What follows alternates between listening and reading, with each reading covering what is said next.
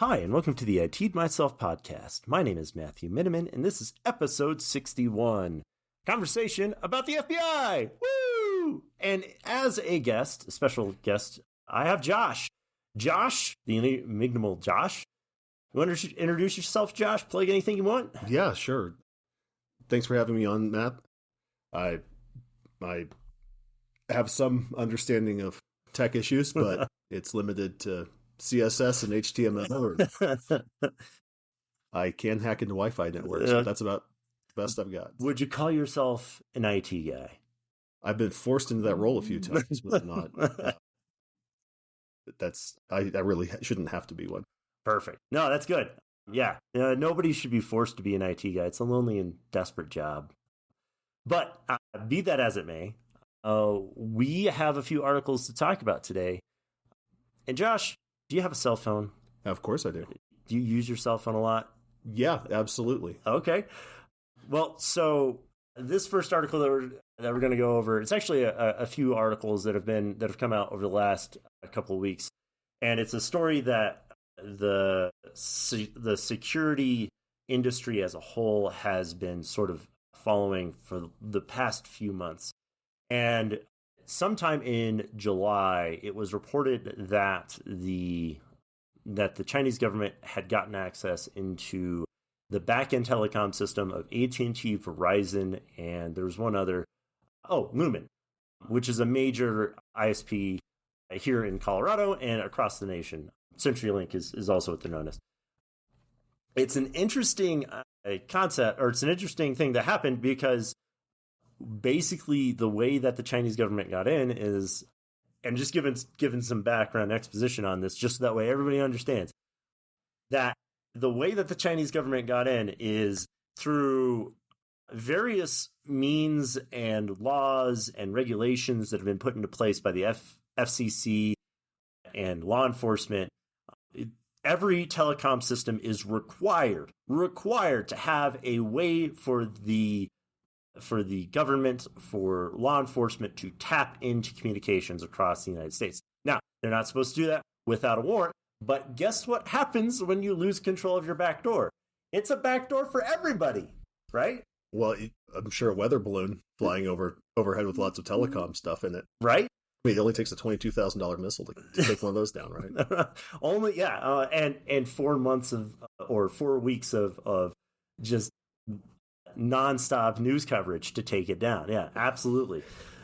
Yeah, but it's like, you're a high school kid and you joke, your mom's back door is always open. So is your FBI's back door into your telecom system. Right. And it's crazy. So the whole thing is insane. And the specific news article that came out this week was an informational tidbit from the FBI and the CISA, because what we've learned is that the FBI, or rather the telecom industry and law enforcement, have basically in every way, shape, and form not secured this back door at all. Like, it doesn't even have a fucking lock on it. They're just like, yeah, it's just wide open. If you know how to get in, you know how to get in. You can listen to any communication you want to, right? And what we learned is that it affects every telecom: T-Mobile, AT&T, Verizon, everybody. It seems like a tremendous amount of data to have to sort through. Yeah, right. Constantly. Yeah, that seems like a flood. I mean, I don't understand why anyone would want to do that. That seems like, I mean, you're getting a lot of texts about people going to the grocery store and stuff like that. You're going to have to and conversations about that. And you hit on one of the very weird conversations people have about this. Well, if you don't have anything to hide, you don't have anything to worry about, right? Which is, I guess, legitimate. If you're just a normal person and not doing anything illegal, you don't really have anything to hide, and you shouldn't be afraid to expose everything. But as a security professional, you have no idea what somebody's going to find valuable. You have no idea what's going to turn you in. I have lots of things I don't want people to know, but they're not necessarily illegal things. Yeah. My business has proprietary information that I don't want other people to have. It's not necessarily illegal. It's just it's proprietary information, and it's stuff that you don't necessarily want China to know about. Well, put it this way: what is it?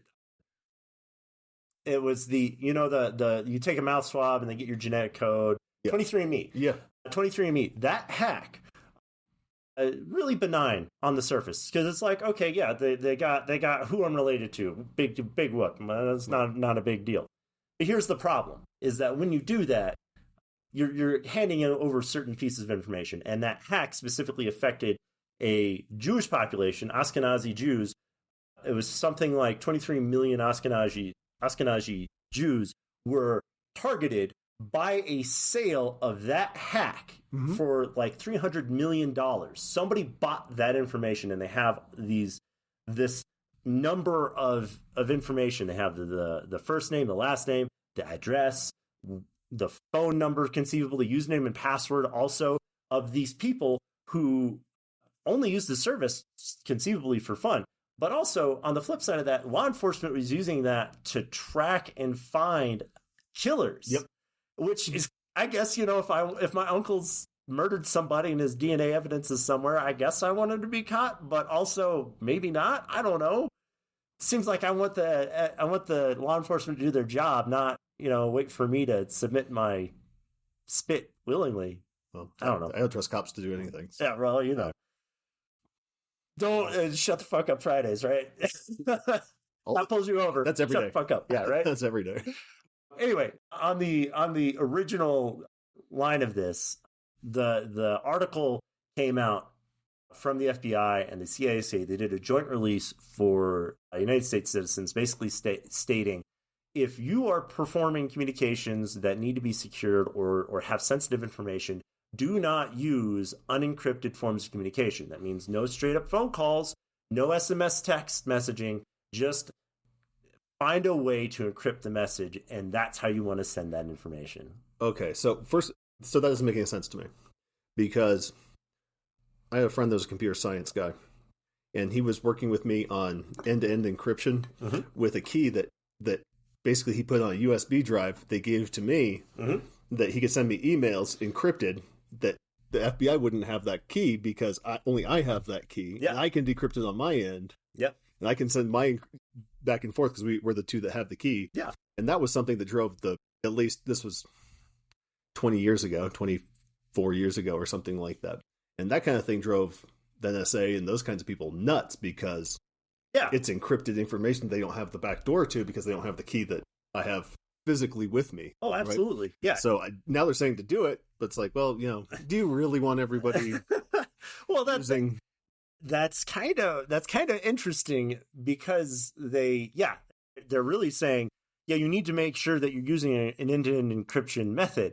And the next article we're going to talk about hits this as well, because in almost the same fucking breath, the FBI goes, but don't use end-to-end encryption solutions like Signal or WhatsApp or any of those other ones, just because, we can't decrypt that information. And that's what illegal people use. So don't use it. And they're warning United States citizens.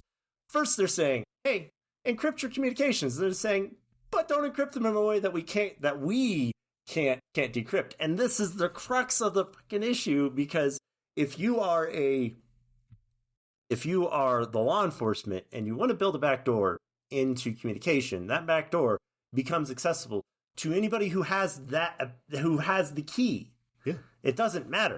And so this is the problem. This is the balancing act that I know the FBI wants to try to tread, but they've done it such a piss poor job. It's like, I don't know, watching a clown try to balance an elephant and an elephant and a pie, and they just, they can't fucking do it. And because that's essentially what you've got at the FBI. It's just a bunch of fucking clowns.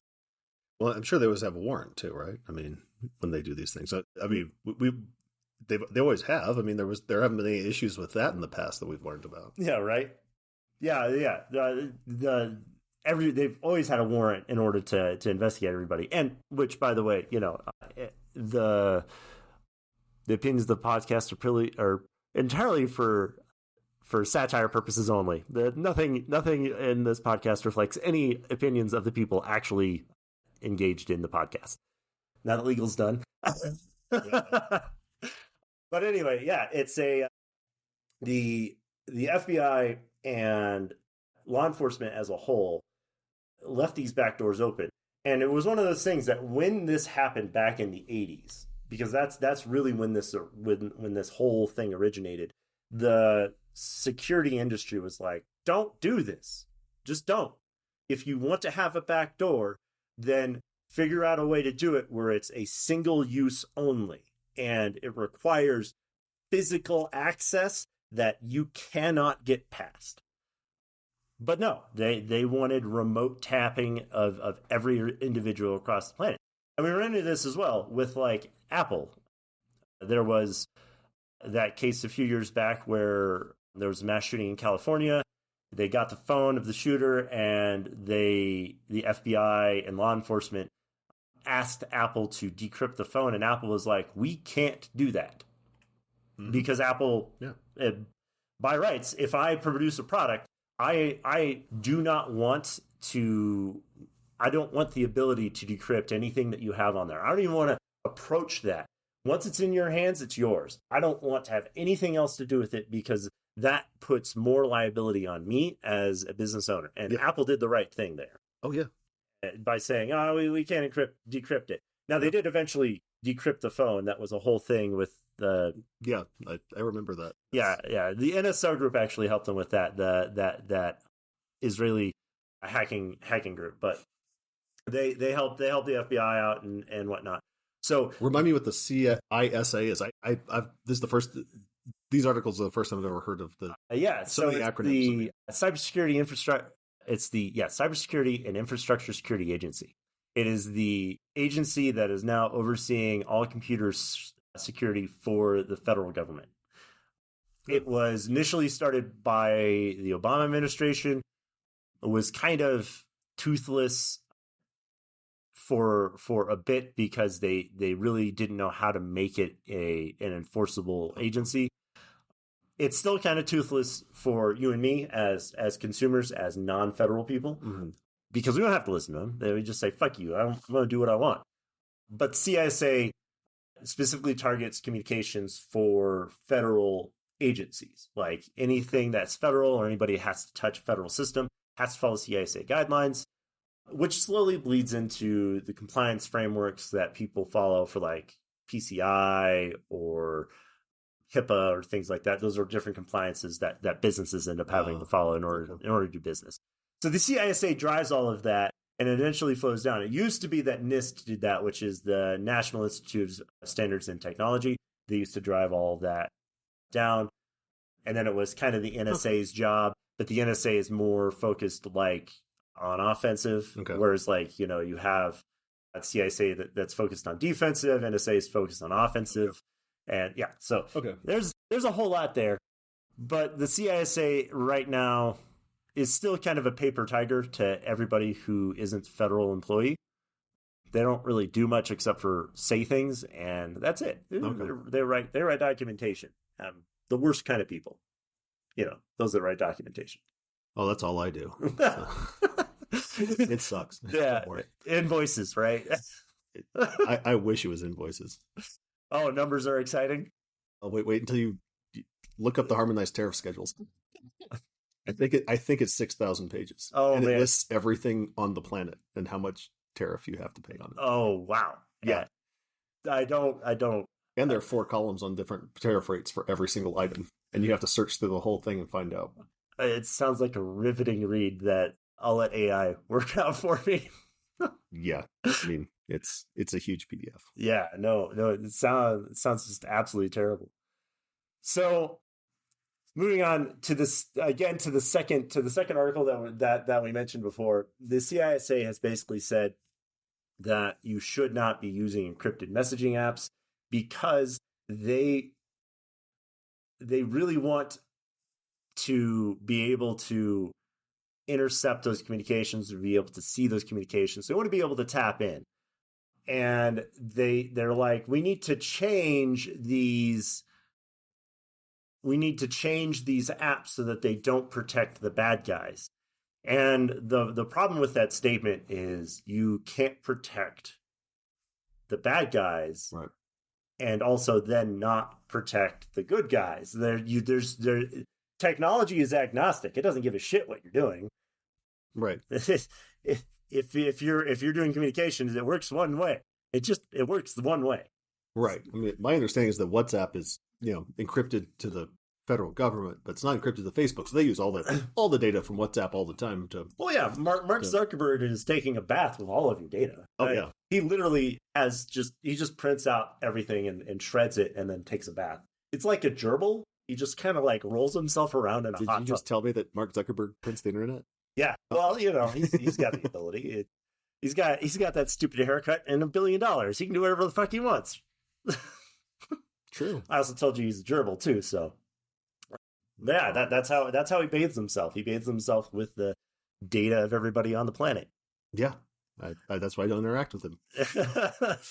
I mean, I don't interact with him because I have a soul, and he's obviously a daywalker. So yeah, but that's a separate issue. But yeah, Signal, WhatsApp, and Facebook Message were specifically identified by the FBI because they're end-to-end encryption.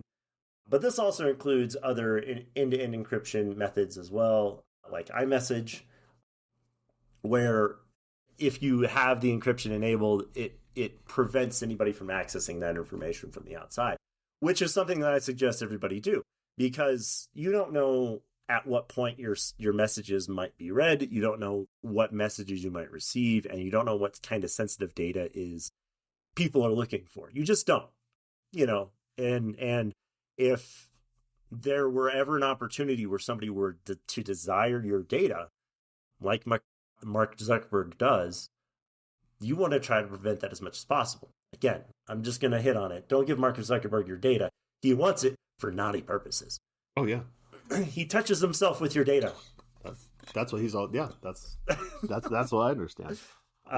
Yeah. I figure Signal's basically a honeypot, though. I mean, I figure it tells criminals that, oh no, this is encrypted and stuff like that. I mean, the FBI actually built a messaging system that was a honeypot for major. Oh yeah, they absolutely did.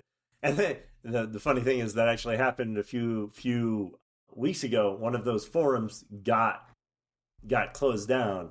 It was a honeypot forum on the dark web, and they caught 65,000 different dark web users, I guess. I don't know how many of them were charged with crimes and how many of them were international, but it was basically they stomped this entire branch of the dark web down.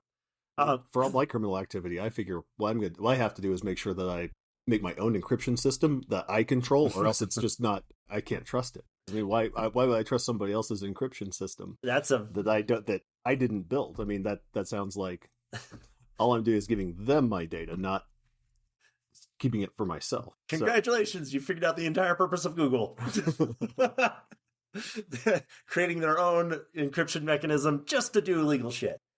Yeah, that's entirely accurate. And enforcing your own encryption and doing everything from scratch obviously would ensure that there's no ties into it. But you get down, this is part of the problem that we fight with cybersecurity, is you go down this rabbit hole of paranoia where at what point is it okay to trust this thing that's already been built? Like, do I build the operating system from scratch? Do I build the code from scratch? Do I build the chips from scratch that everything's based off of? Because at some point, you can't do that work. Right. Yeah. Yeah, exactly. And so you do have to, at some level, trust it. But there are ways to prevent that. And we talk about this when we talk about like supply chain management and whatnot, where you do analysis on what you're using to determine if it's doing exactly what it says it's doing. Right. I mean, you're a site. I mean, I don't know if your listeners know, but you work in cybersecurity. Oh yeah, absolutely. Okay, good. Yeah, they all do. They all know I'm a fucking idiot. Right. So I mean, do you build,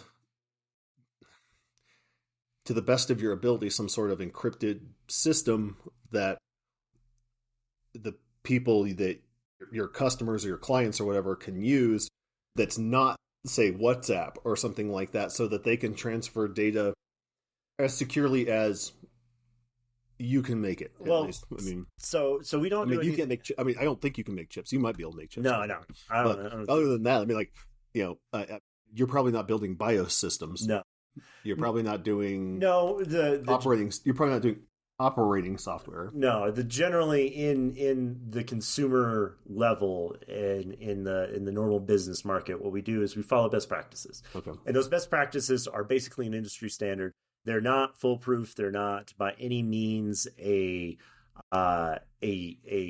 indefinite shield against bad things, but they are a good guide to follow. And so what we do is we ensure that we're following those best practices with whatever solution our clients are looking to implement.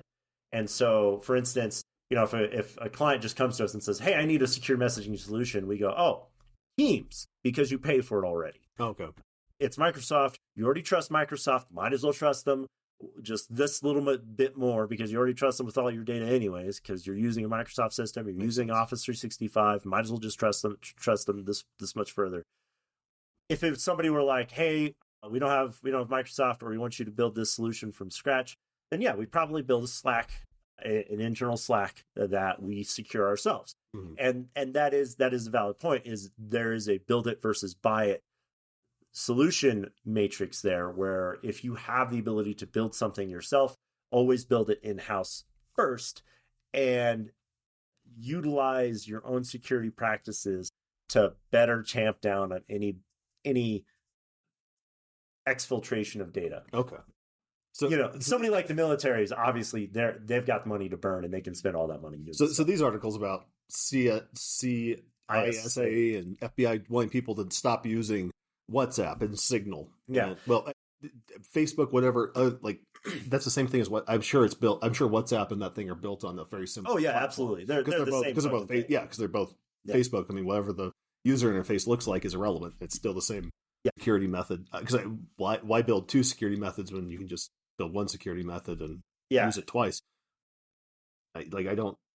Is that all these things are saying? Is like your text messages are not safe if you're using these, or is it saying your text messages, like on my Android phone when I'm texting, aren't completely secure? Like I don't.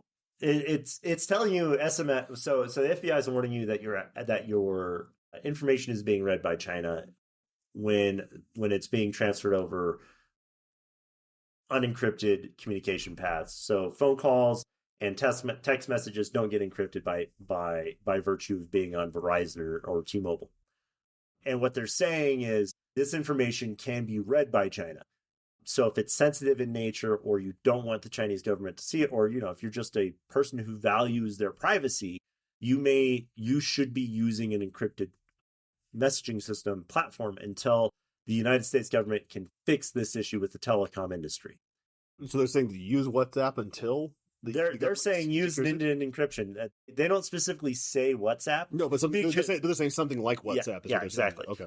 And with your Android cell phone, there's RCS email, or there's RCS mail encryption for the SMS messaging. So it is an encrypted messaging platform. And good news, iPhones now have that by default as well. So you can communicate directly with an iPhone with RCS message encryption enabled, and the communication is encrypted end to end. The issue that a lot of people get concerned about as well, or the thing that makes people like, "Oh, well, whatever, this isn't a big deal," is that they say, "Oh, well, I don't care if China has my data. They already have all of it, right?" That's what they say. Right. Well, yes, but what if you have information that somebody else wants, that China is willing to sell it to, say, Russia, or, Latvia, or let's say you're communicating to somebody who is wanted by the Chinese government or by the Russian government, and now they know where this person is because you are talking directly to them. All of these things kind of are how they gather the information. I figure China's mainly worried about industrial espionage. They're trying to get industrial secrets so that they can use it in-house with their manufacturers and that sort of thing. Don't get me wrong, like if I were in regular communication with like say like a CIA officer that China knew was a CIA officer, I'm sure they'd be very interested in all of the texts that I sent to that CIA officer, no matter what it was. Oh, absolutely. Whether it was I'm going to the grocery store, something like that, whatever it is, right? But just by the sheer nature of the volume of information that is being transmitted constantly, that I'm not that familiar with quantum computers, but even with a quantum computer, I can't imagine that it'd be easy to sort that data in such a way that you could gain information without applying a lot of filters to all of that incoming data, targeting certain people, certain words, certain phrases, and that sort of thing. Even doing that would be a tremendous amount of data coming through. Absolutely. And there's nothing to say that you as an average person, me as an average person, have anything to worry about in regards to making sure that our data doesn't make its way to China. There's not a whole lot we're going to be able to do because I do actually, because so back during the Obama administration, my parents thought it was a great idea to go to China. Oh, the only way for them to contact me was through email, so they kept emailing my Gmail account, and now I get so much Chinese spam constantly. I mean, it's all getting filtered; it's all in my spam filter. But as soon as they sent the first email to me, the Chinese government with their servers immediately knew that that they could spam the absolute hell out of me. So they just it's unbelievable. Yeah, and but like the vast majority of people don't have anything to worry about with this. They really don't. Yeah. The spam that you get, it's annoying, but it's not threatening to you. And most the data that gets taken, I had a text conversation with my kid's doctor the other day, validating that we had an appointment at 6 p.m. Nobody gives a shit about that. I don't give a shit about that. I barely care about it and the only reason I care about it is because I have to be the one to take him to the appointment. So, but China seeing that isn't going to hurt me directly. The concern is that I don't know what data it's going to help authenticate or validate for the Chinese government down the road. Exactly. Also, even though they might not use it, they might not see it, they have it. And that's sort of more the point, is that they have this ability, they have this data. Right. Like, if my company made cheap plastic crap, right, and China knew that I was a producer of cheap plastic crap, I'm sure they'd be very interested in all of the information, all of the communications I'm ever having via text with anybody, because the chances that they could take any information that I might say about producing cheap plastic crap and give it to their manufacturers of cheap plastic crap to be more competitive against my cheap plastic crap, I'm sure they'd be very interested. Oh, absolutely. They have no qualms about performing corporate espionage. We see this all the time. In fact, I have a client who they have a medical app that they're releasing, and they are very paranoid that they are going to get that app stolen from the Chinese government, they're going to get that app duplicated by the Chinese government. And, they're so concerned and paranoid about that, yet they left the Amazon S3 bucket that it stored on open without any username or password, and that was the whole thing. But at any rate, the whole point being that, they're absolutely doing this. They're absolutely doing everything they can. But it's like with the TikTok thing. TikTok is owned by a Chinese firm. Right. And we've known for a while that TikTok gathers more information than just what is on your phone. TikTok grabs information about the phones that are around you, the Wi-Fi networks that it sees, and it grabs your location information and it submits this all to the Chinese government. And really what they're doing is they're creating this dossier about the mapping of the United States and where Wi-Fi networks are. And so what they can see with that data, they can see how fast networks are. They can all kinds of things. They can see, specifically what they can see is they can map out where networks exist, and they can try to spot patterns in federal, like NSA networks. And so they can be like, hey, this is an NSA plant. So when they find that same pattern elsewhere around the planet, they go, oh, there's another one, and there's another one. And so it obfuscates. It's just a bunch of espionage. Now, I don't care as a person. That's not going to hurt me as a person. Right. But in the general scope of international politics and shit like that, it could have a big impact. And it's kind of a scary thing to think about. So, just don't do it. Get the fuck off of TikTok. You hear me? Stop doing TikTok. If you put me on TikTok, I'm going to flip out. Anyway, yeah. No, that's going to be, that's the point of it. I mean, I'm sure our government's doing exactly the same thing. I'm sure the Russians are doing the same thing. I'm sure we'd like to be able to do that kind of thing to China. If we're not already doing it to China, I'm sure we're trying to do it to China. We're trying to do it to Russia. If we're not already doing it to them, we're probably, same thing with India, Britain, or at least the EU. Yeah. Absolutely. Yeah, I mean, they're doing it to everybody, and it's the whole thing. That's geopolitics. I mean, that's how that kind of thing works. I mean, industrial espionage. I mean, the United States has done lots of industrial espionage. I mean, it's industrial espionage. We did industrial espionage so well, we stole scientists that had committed war crimes several times. My grandfather used to protect them. Well, yeah. On that note, I think we've reached about the end of this. Well, Josh, is there anything you want to plug? Anything you want to say before we end the episode? So, for my criminal activity, should I build my own encrypted network encryption thing, or should I just use WhatsApp, or should I just I'll tell you what I tell everybody, and that is don't be an Al Capone. Don't commit crimes like you're committing crimes, bro.